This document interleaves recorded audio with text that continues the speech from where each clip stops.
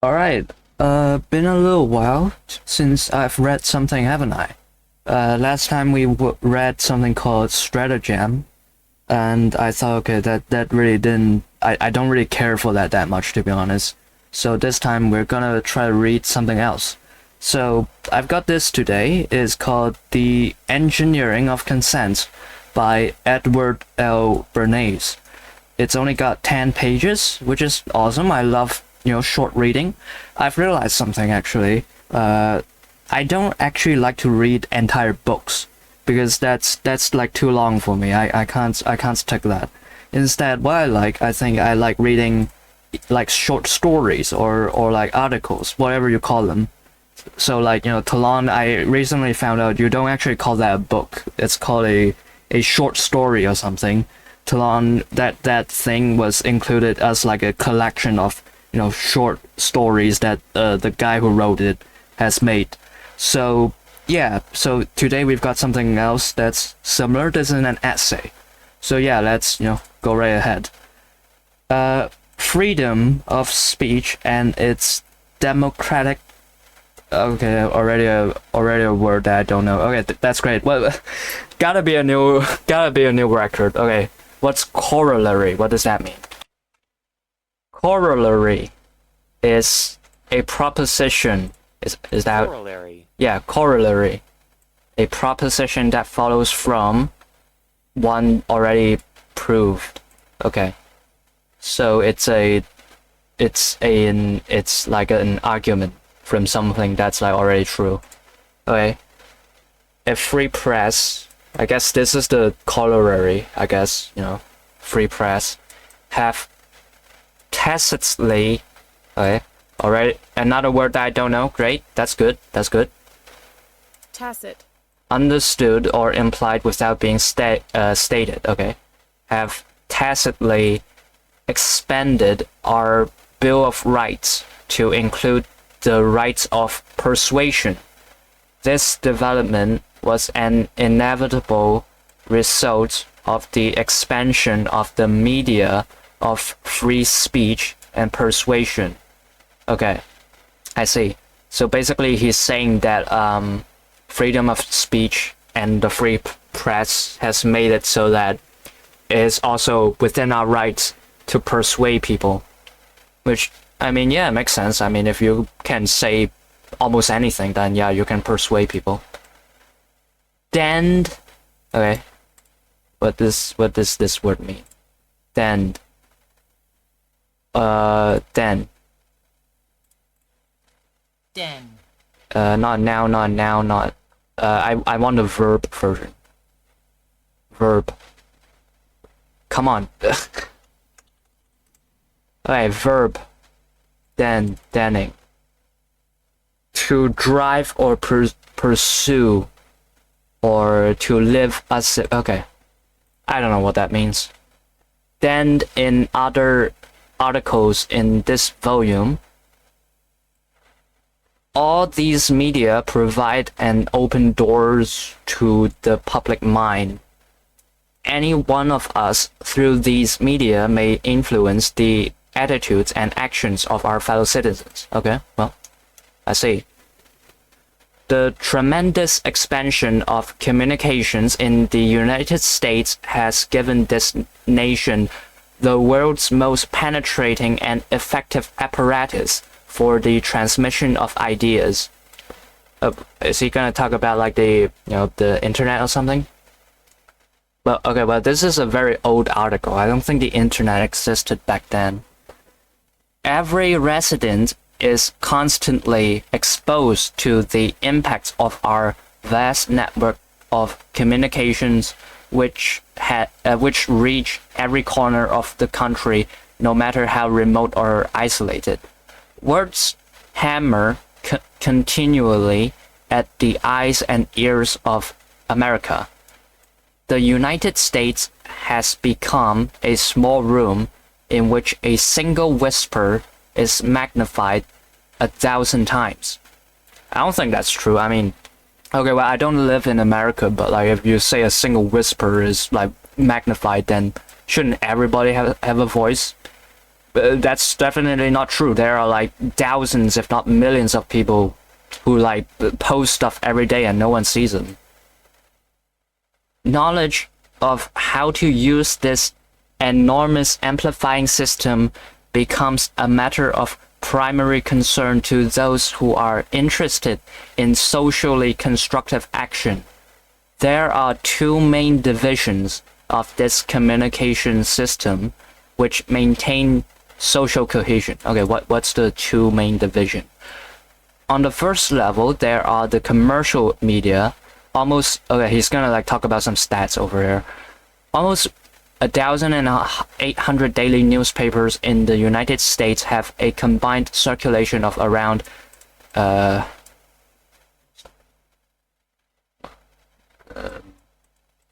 think this is 4,400,000. I don't know, I'm bad with like big numbers. There are approximately 10,000 weekly newspapers and almost 6,000 magazines. And I would assume that number has probably gone down a lot nowadays, because nowadays nobody really like reads paper media. Like even if you read, you probably like read it online or through like an e-reader. Approximately 2,000 radio stations of various types broadcast to the nation's, oh my god, 6 million, I'd say, I don't know, that's just a rough guess, receiving sets. Approximately 16,500 motion picture houses have a capacity of almost a million. Well, are they full though? Like, he's talking about motion picture houses. I guess that's how you call a cinema or like a theater back in the days. Well, are they full? Do people actually go to them? Because I can tell you right now, nowadays people definitely are not. Like, most people just stay at home and watch Netflix. That's the new theater nowadays. And some people don't even watch that. They just go on the internet and like watch stuff on there for free, just like me. Because why would you like pay? Well, let's just keep going. A deluge. I don't know what that means. Deluge meaning a severe flood. Okay. That makes sense. A deluge of books and pamphlets is published annually. The country is blanketed with billboards, handbills, throwaways, and direct mail advertising. Roundtables, what does that mean? Roundtables, panels and forums, classrooms, and legislative assemblies, and public platforms. Any and all media, day after day, spread the word, someone's word. Well, obviously, fucking like classrooms and legislative assemblies, like those gotta carry some sort of message. What do you expect? Maybe some other stuff like billboards, I guess. When you look at it, you wouldn't like think about like what is it trying to tell you that much. But like classrooms and the last two examples, those I think people are already like really aware that, you know, they're trying to tell you something. They're trying to give you some sort of message. On the second level, there are the specialized media owned and operated by the many organized groups of this country. Almost all such groups and many of their subdivisions have their own communication system. They disseminate ideas not only by means of the formal written word in labor papers, house organs, special bulletins, and the likes.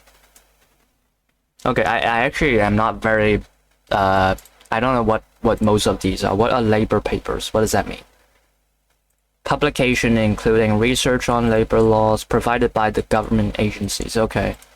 House organs. What about that? House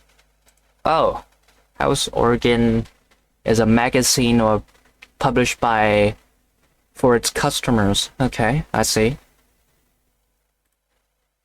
Special bulletins and the likes, but also through lecturers, meetings, discussions. We're including discussions in general. Just the moment that you even open your goddamn mouth with someone else, you're already like Okay, sure. And rank and file conversations. Leadership through communication. Okay, this is the second part.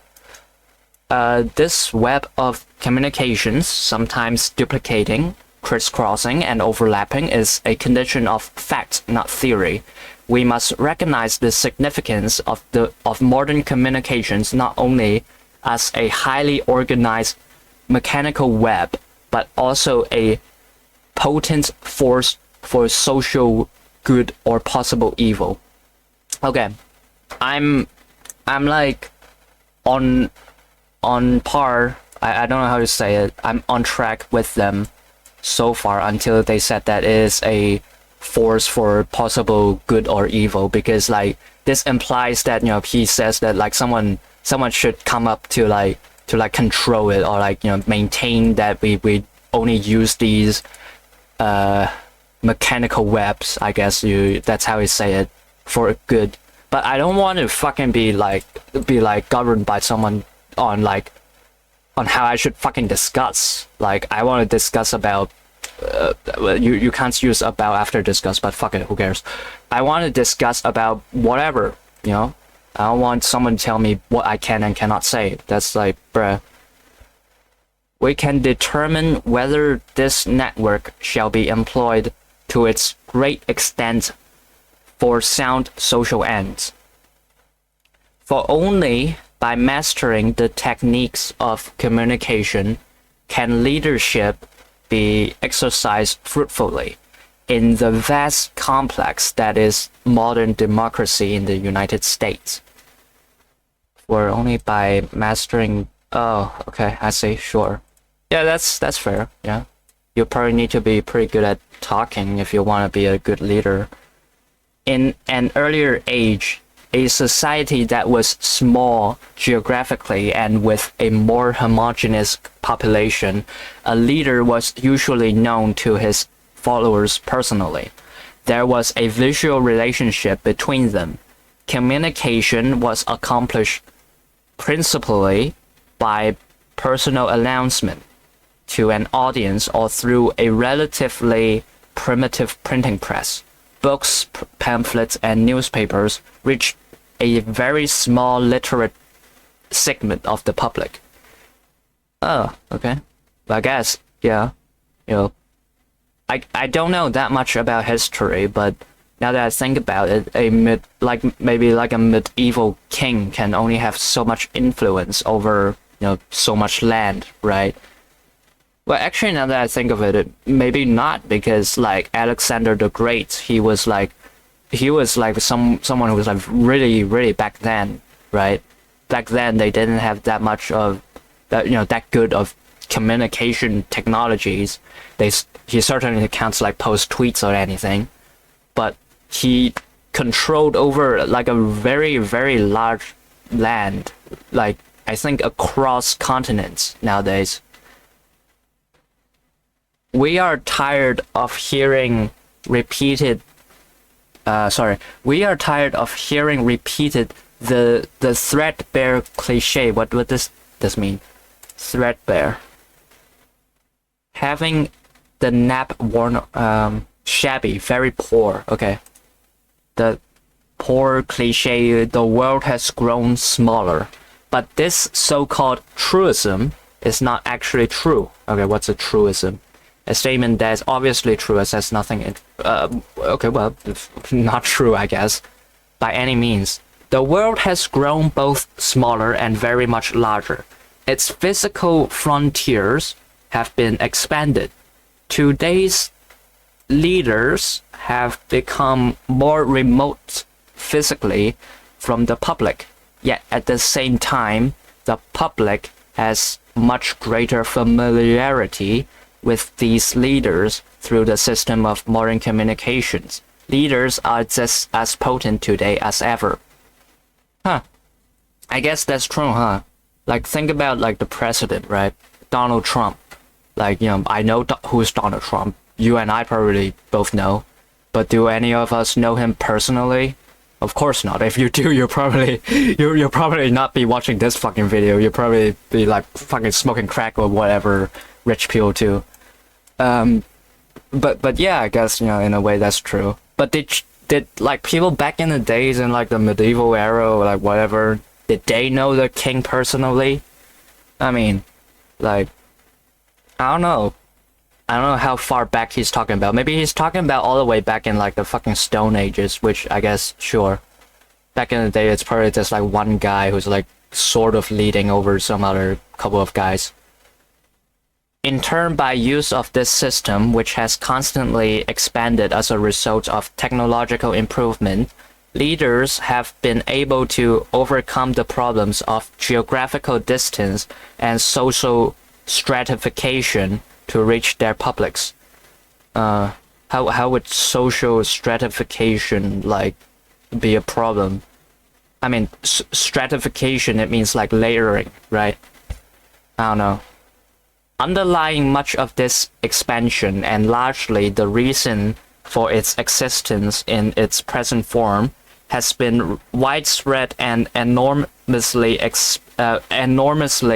rapid diffusion of literacy.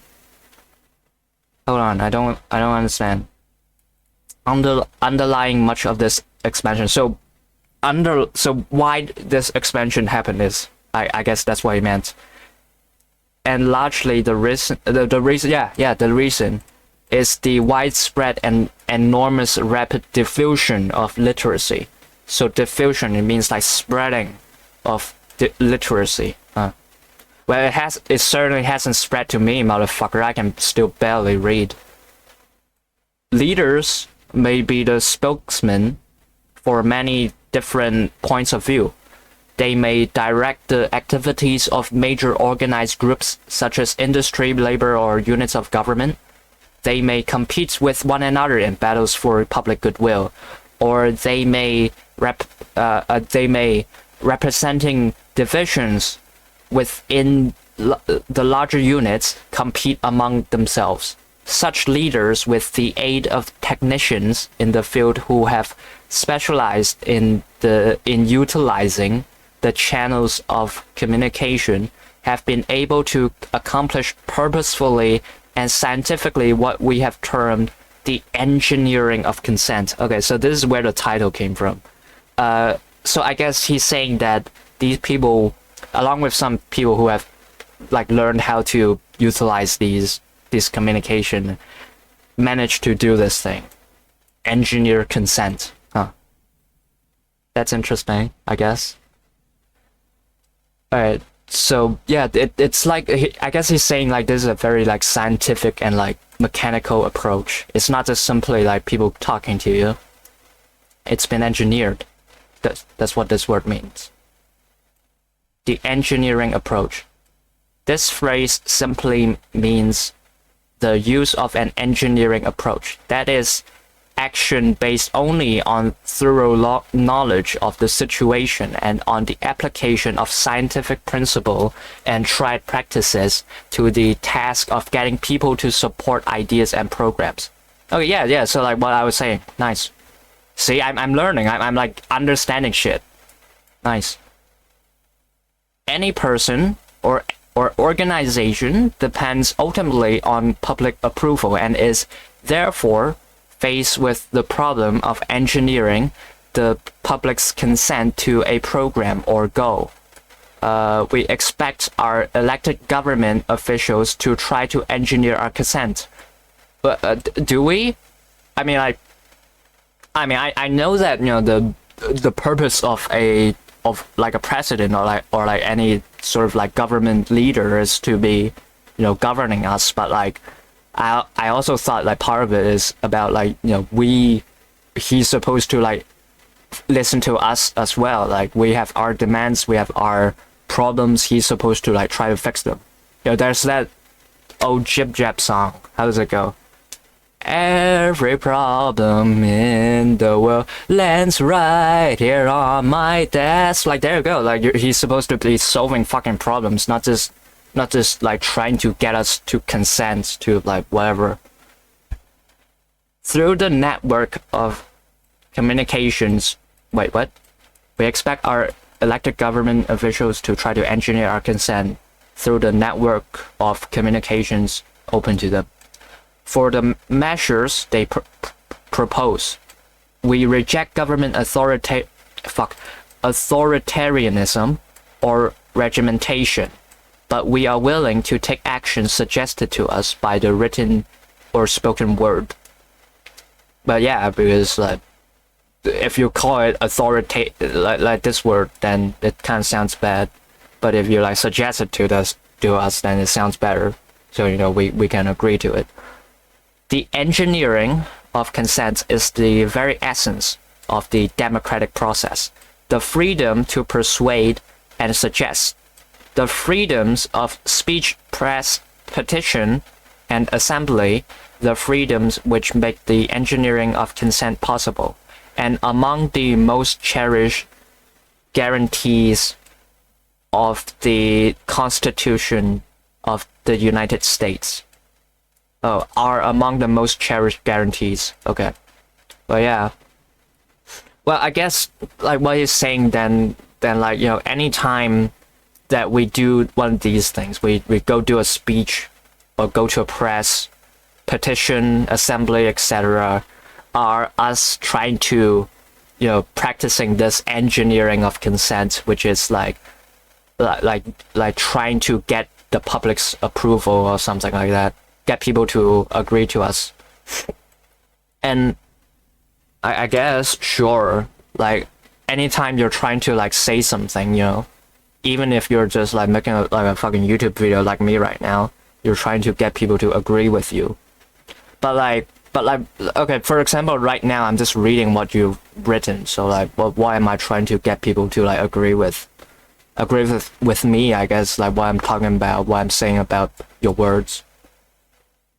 The engineering of consent should be based theoretically and practically on the complete understanding of those whom it attempts to win over.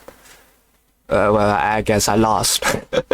I have zero understanding of who I'm trying to win over, because I just knew that I'm trying to win people over just then.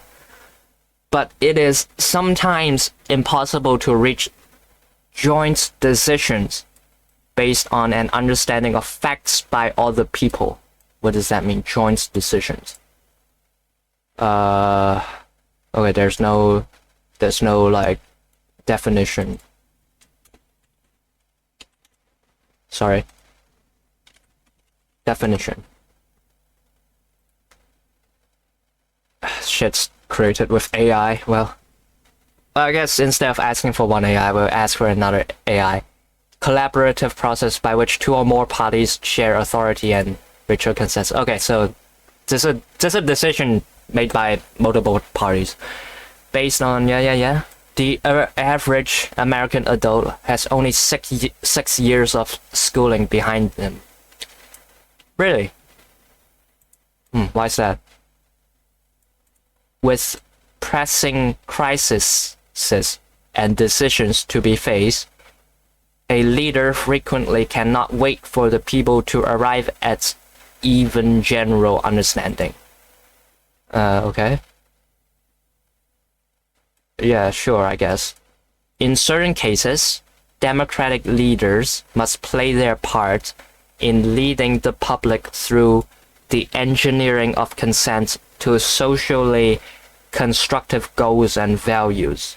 This role naturally imposes upon them the obligation to use educational processes as well as other available techniques to bring about as complete an understanding as possible. Okay.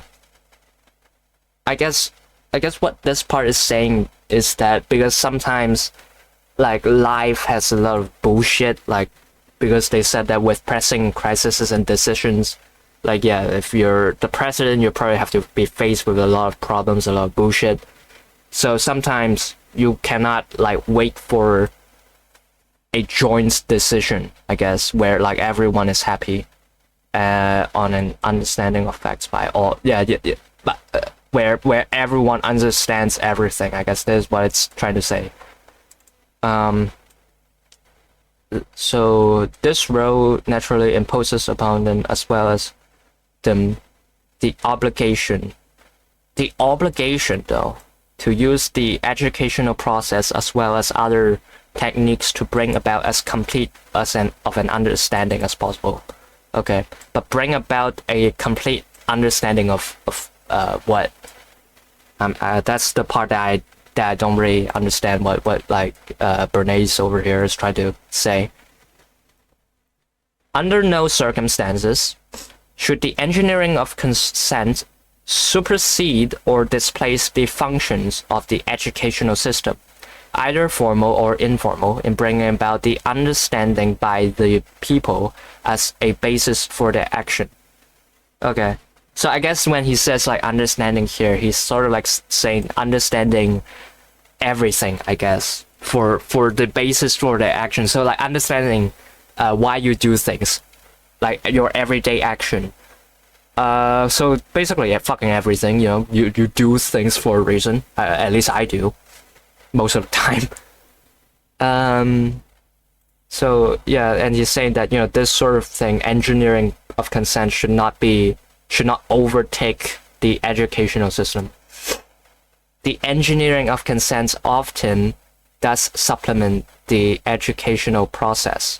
If higher general education standards were to prevail in this country and the general level of public knowledge and understanding were raised as a result, this approach would still retain its value. Okay, yeah, so yeah, that's what I was thinking actually.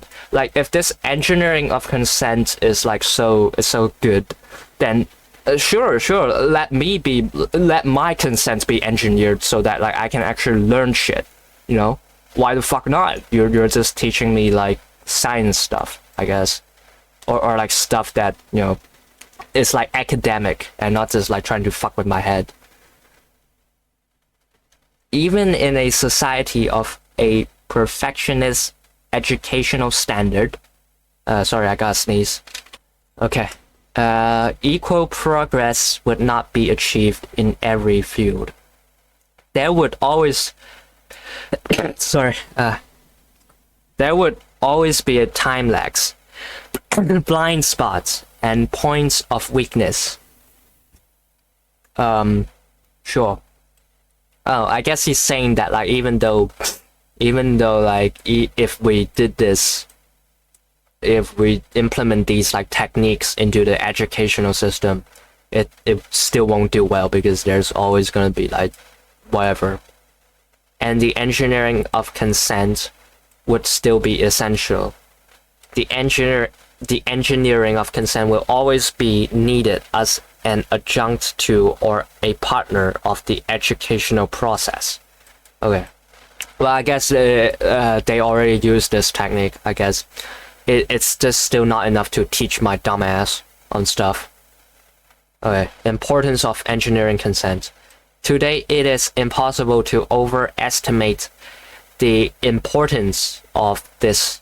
It affects almost every aspect of our daily lives. When used for social purposes, it is among our most valuable contribution to the efficient functioning of the modern society. Okay, well, can you give some examples? I mean, like, you're saying that is the most important thing in our daily lives. Well, can you give examples of how it is important to me? The techniques can be subverted. Demagogues. How do you say this? Demagogue. What does that mean? A political leader who seeks support by appealing to the desires of prejudices of ordinary people rather than using rational arguments or rhetorically exploits for political purpose. So like a grifter, essentially, someone who grifts. Demagogues can utilize the techniques for anti-democratic purposes with as much success as can those who employ them for socially desirable. Yeah, obviously, and that's like what people are like afraid of, right? People are afraid that like people will say bad things and try to like control people to do bad things. The responsible leader, to accomplish social objectives must therefore be constantly aware of these possibilities and subversions. He must apply his energies to mastering the operational know-how of consent engineering and to outmaneuver his opponents in the public interest. So he's basically, he's saying that a good leader, right? He should be good at talking, so that like the bad leader, he cannot fucking outmaneuver the good one, so that he can win against them in 4D chess, essentially. It is clear that a leader in a democracy need not always possess the personal qualities of a Daniel Webster or a Henry Clay. I don't know these people. Who's Daniel Webster? Some lawyer. Don't know who that is. Or Henry Clay. That name sounds more familiar, but I still don't know. Some other lawyer, some diplomat. Okay, some boring people. Boring old-ass people, essentially. He need not be visible or even audible to his audience. Really? He may lead indirectly, simply by effectively using today's means of making contacts with the eyes and ears of those audiences. But you just say that he doesn't even need to be visible, so like, but then you're talking about making eye contact. So what the fuck? Even the direct, or what might be called the old-fashioned method of speaking to an audience is for the most part once removed. For usually public speech is transmitted mechanically through the mass media of radio, motion pictures, and television. Oh, okay. That's true. Yeah, I guess like nowadays, how often do you actually go to like a hearing or like a public speech, and that the person right there is speaking right in front of you, in the flesh? Not a lot nowadays. Everyone just like fucking watches like streams or whatever. During World War I, the famous Committee on Public Information, organized by George Creel, dramatized in the public's consciousness the effectiveness of the War of the Words. The committee helped to build the morale of our own people, to win over neutrals and to disrupt the enemies. It helped to win that war, but by comparison with the enormous scope of world warfare in World War II, the Committee on Public Information used primitive tools to do an important job. Okay, what did they do? Well, I know that, like during war times, then people definitely, countries and such definitely print out a lot more like, propagandas and such, because it's during wartime. If people, oh shit.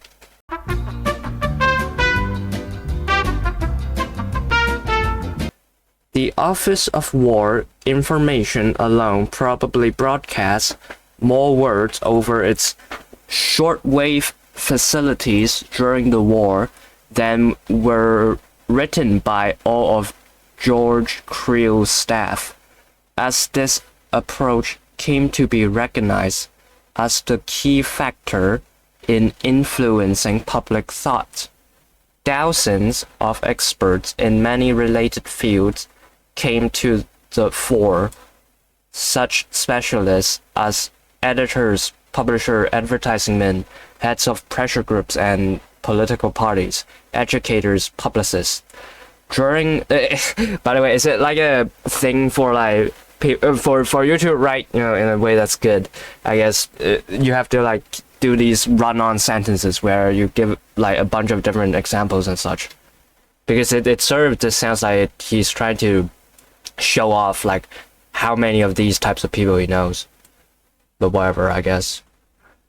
During World War I and the immediate post-war years, a new profession developed in response to the demand for trained, skilled specialists to advise others on the technique of engineering public consent, a profession providing counseling on public relations. That's where PR came from. Teaches you how to, say stuff so that you don't piss people off, I guess. The professional viewpoint. In 1923, I defined this profession in my book, Crystallizing Public Opinion, and in the same year at New York University, gave the first course on the subject. Really? Wow, what an influential guy. Oh crap. In the almost quarter century that has elapsed since then, the profession has become a recognized one in this country and has spread to other democratic countries where free communication and competition of ideas in the marketplace are permitted. Well, I guess, like, to be fair, if this guy, Bernays or whatever, he literally invented the idea of, PR, public relationship, something that is, like, fucking known to everyone, even retards like me know what that word means, then yeah, I guess, he is, like, a pretty successful guy. The profession has its literature, its training course, an increasing number of practitioners, and a growing recognition of social responsibility. In the United States, the profession deals specifically with the problems of relationship between a group and its public. Its chief function is to analyze objectively and realistically the position of its clients vis-a-vis. What does this mean? Okay. Merriam-Webster, help me out. Vis-a-vis. Vis-a-vis. Vis-a-vis, in relation to. Okay, motherfucker. Couldn't have said in relation to. Stupid cunt. Vis-a-vis a public, and to advise as to the necessary corrections in its client's attitude toward and approaches to that public. It is thus an instrument for achieving adjustment if any maladjustment in relationships exists. It must be remembered, of course, that goodwill, the basis of lasting adjustment, can be preserved in the long run only by those whose actions warrant it. I like how this guy, like, okay, I learned a little bit about, like, who Edward Bernays is prior to this video. I actually learned it from a song made by a channel called ADHD. They wrote a song about advertisement, and it said that basically Bernays invented the idea of, like, advertising, and it became this awful, evil thing that, like, nowadays every corporation uses theories and ideas from this guy to, like, try to control the public. And but it's funny, like, reading the actual words that he wrote, how he keeps reminding us, like, oh, these, like, things that I'm talking about, it can be for both good or evil. And in here it says that, even though PR exists, it only works, the goodwill only lasts if the actions of these group actually warrants the goodwill, and it's just sort of funny because nowadays fucking PR is most often known for either posting stupid, stale-ass old memes that no one finds funny, and if they post stuff that are not, like, stale and old, then it just kills any sort of, like, trends or, like, any sort of public, I don't know what you call it, street creds, I guess, for that meme or whatever trend it is. And the other function for it is when that company or whatever messes up, they're the one who, like, deals with it and shit out a shitty little apology video and whatever.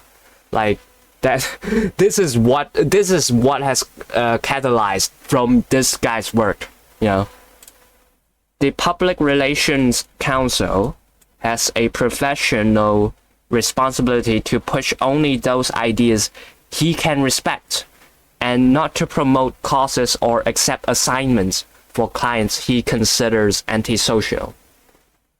Okay, planning a campaign. Just as the civil engineer must analyze every element of the situation before he builds a bridge, so the engineer of consent, in order to achieve a worthwhile social objective, must operate from a foundation of soundly planned action.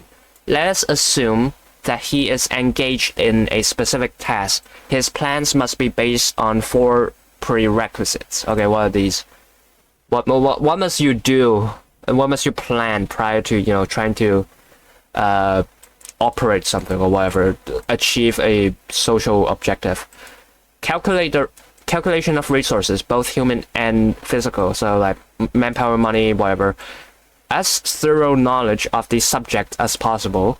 Determination of objectives subject to possible change after research, specifically what is to be accomplished, with whom and through whom. And then lastly, research of the public to learn why and how it acts, both individually and as a group. Okay, so I guess I would have preferred for Bernays over here to give me more examples, because point 2 to 3 I'm sort of confused on. Determinations of objective. I guess it means like, you know, what exactly you're trying to do. I guess that's what he meant.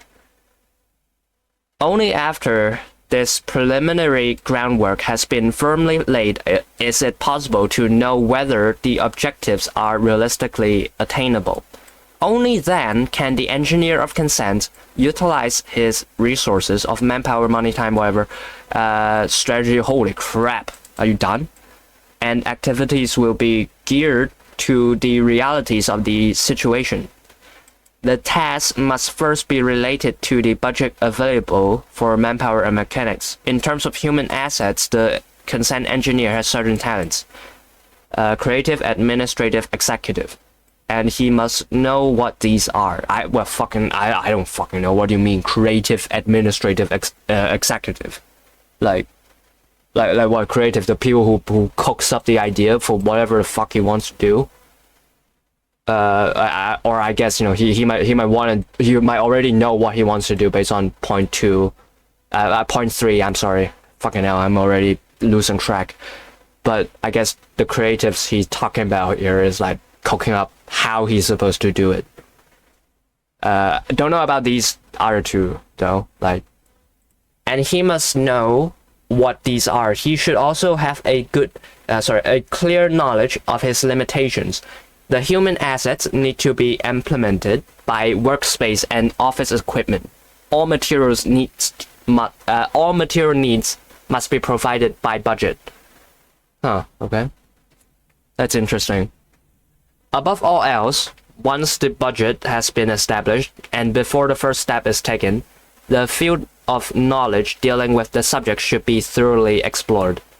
This is primarily a matter of collecting and codifying a store of information so that it will be available for practical, efficient use.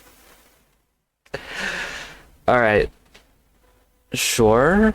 So he's just saying that you need to like study your shit before, you know, you try to do PR or whatever.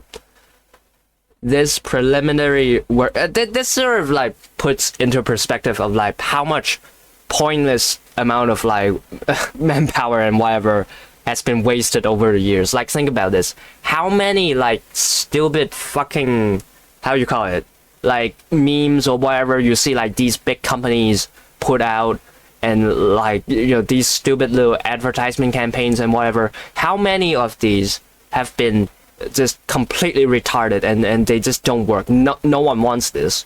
But yet, like, think about like what Bernays is saying there here. He's saying that all these work has to go into making these stupid garbage. Just think about this. How much time, how much money, how much talents were wasted on garbage? This fucking sucks. Like of course you want people to buy your product. That is literally the purpose of a company. But like, at least do it well. At least make it like, you know, it says right here, study thoroughly your subject and whatever. Have you actually studied it? Have you actually seen people liking the crap that like companies, the crap advertisement and whatever that company make? Like, if you make advertisements that are actually cool and like actually you know, enjoyable to watch, I would still mind actually seeing it, because you're sort of like interspicing them in between content that I actually want to watch. But at least I won't be as upset, you know. At least I might not, well, I straight up use an ad block. But like, if I was not using an ad block, at least I would not immediately, as soon as possible, click on that skip button. Shit. Okay, turned off Discord notification there. Alright, so what's left? So there'll be, yeah, this preliminary work may be tedious and exacting, but it cannot be bypassed. For the engineer of consent should be powerfully equipped with facts, with truth, with evidence before he begins to show himself before a public. Okay. The consent engineer should provide himself. Sorry, my nose has been sort of clogged lately. The consent engineer should provide himself with the standard reference books on public relationships, publicity, opinion, N.W. Ayer and Sons Directory of Newspapers and Periodicals, the editor and publisher yearbook, the radio, what the fuck are these? And of course the telephone book. You serious? Like what are all these like random crap that he's talking about? Are these what you need to learn about before you become someone who works at PR? What even is this? N.W. Ayer and Son, some advertising agency, okay. Or is he talking about like these as the just like examples of like groups and whatever that have achieved this? The Congressional Directory, whatever. The World Almanac, for example, contains lists of many of the thousands of associations in the United States across a cross-section of the country. These and other volumes provide a basic library necessary to effective planning. Oh, okay, so he's saying that before you start doing PR, you need to study these. But what are these? The Radio Daily Annual? What does that even... Okay, well, I don't, listen to the radio, but... Oh, so just the news, essentially. You need to know about, the worldly affairs before you start.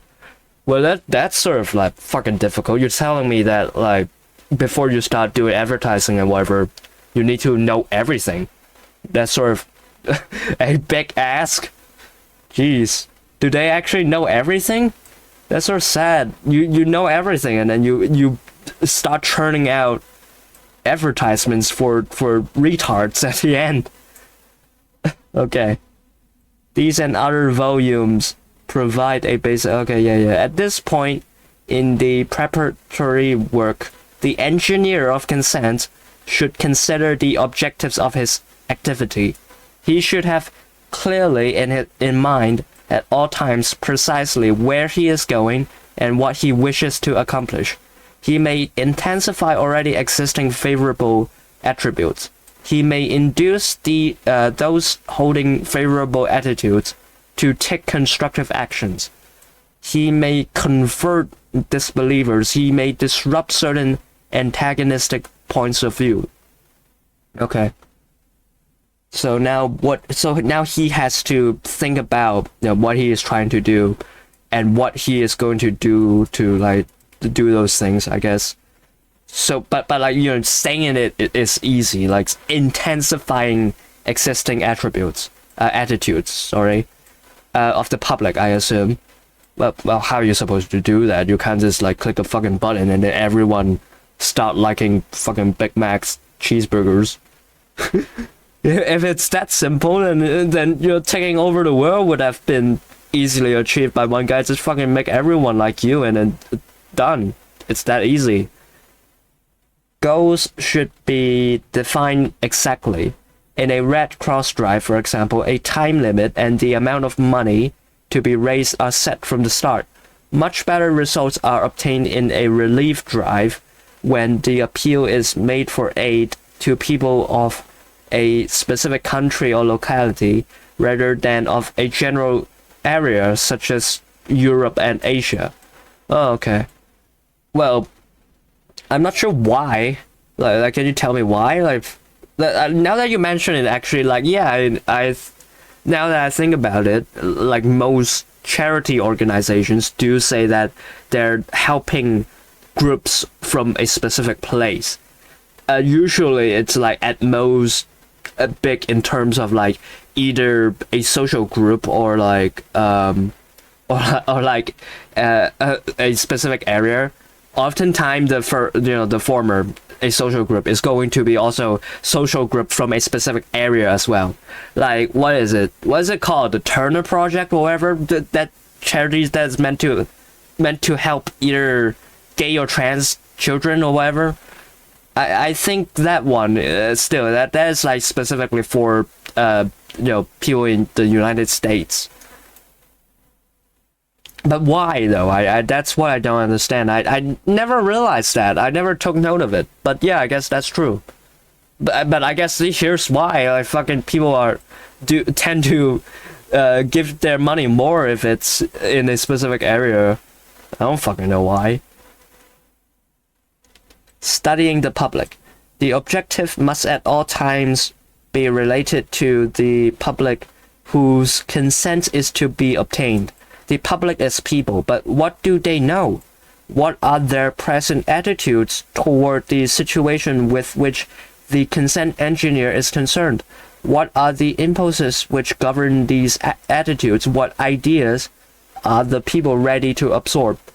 What are they ready to do given an effective stimuli? Do they get their ideas from bartenders, letter carriers? Holy crap, all these. Little Orphan Annie. If I remember that correctly, that's like a weekly, like something, like you can send a newspaper editor a letter and then they can like write their advice to you or whatever. What was that? Never fucking mind. I actually don't know shit. It's a comic strip. Motherfucker. Okay, I don't know fucking anything. All the yeah, whatever. This guy gives off all the fucking examples. This and that and that and that and that and fuck you. What group leaders or opinion molders effectively influence the thoughts process of what followers? What is the flow of ideas from whom, to what extent, to authorities, factual evidence, and all these other stuff play in the acceptance of these ideas. Okay, after all these questions, can you give me an answer? The public's attitudes, assumptions, ideas, or prejudices result from definite influences. One must try to find out what they are in any situation in which one is working. If the engineer of consent is to plan effectively, he must also know the group formations with which he is to deal. For democratic society is actually only a loose aggregate of constituent groups. Okay. What they are, one must try to find out what they are in any. Okay. So he needs to know what sort of group you're dealing with. I guess, obviously. Yeah. Well, let's take that charity organization, for example. I guess that is why, because it makes it much more easier to, like, target your groups. Like, I gave the example Turner Project. Actually, is it even called Turner Project? I don't even fucking know. Hold on, give me a second. Alright, fucker. It's called a Trevor Project. Fucking hell, I misremember every single one of these goddamn things. Okay, well, what now? For democratic, certain individuals with common social and or professional interests form voluntary groups. These include such great professional organizations as doctors, lawyers, nurses, and the like, trade associates, farmers, laborers, women's club, religious groups. Oh, yeah. Formal, okay, he's still giving off fucking examples. Political units may range from organized minority to large amorphous political parties that are two major parties. Okay, yeah. There is today even another category of the public group which must be kept in mind by the readers of the New Republic or the listeners to Raymond Swing's program. What the fuck are all these? Are us much voluntary groups, although unorganized, are us the members of the trade union or Rotary Club. Okay. So I guess like he's saying, I guess this is like a new concept to them. I don't know what to say. Where like if you like a specific thing, then you form a group. Okay, so yeah, I just rewatched my older video a little bit, so it's just saying that like he's saying essentially people of the same interest form a group. Good, thank you. I guess it's what people call a fandom, but sure. To function well, almost all organized groups elect or select leaders who usually remain in a controlling position for stated intervals of time. These leaders reflect their followers' wishes and work to promote their interests. In a democratic society, they can only lead them as far as and in the direction in which they want to go. To influence the public, the engineer of consent works with and through group leaders and opinion molders on every level. Okay, so I thought that it's going to say that these leaders that people elect are the the engineers of consent, as he calls it, but I guess not. It's just another level, a subsidiary, I guess you could say, or like a dialect, I guess. Okay. Value and technique of research. To achieve accurate working knowledge of the receptivity of the public mind to an idea or ideas, it is necessary to engage in painstaking research. Such research should aim to establish a common denominator between the researcher and the public. Okay, so I've seen the term common denominator before. It basically means this one basic common thing that like almost everybody likes. That's why it's called the lowest common denominator, right? I guess this is where it came from. I've actually tried to search for like where did this term came from, and I think, to my knowledge at least, it basically just came from some like random politician once said it, and then people just started saying it. So yeah, okay. It should disclose the realities of the objective situation in which the engineer has to work. What does that mean? It should show the realities in which the engineers has to work. I guess it just says that the research must show what the situation is, so that the guy can like know what to do with it. Completed, it provides a blueprint of action and clarifies the question of who does what, where, when, and why. It's really that simple. You do some research and then bim bam boom, the blueprint makes itself for you. Really. It will indicate the overall strategy to be employed, the themes to be stressed, the organization needed, the use of media, and the day-to-day tactics. It should further indicate how long it will take to win the public and what are the short and long-term trends of public thinking. Okay, so in that case, it really is painstaking then, because you have to like do all this stupid crap. You have to think about day-to-day tactics. You have to, but it doesn't. So like I guess then you might as well say that it does not really make a blueprint for what you're supposed to do by just researching itself. Through researching, you're already making it. Just sort of like on the way. That's what he's saying over here.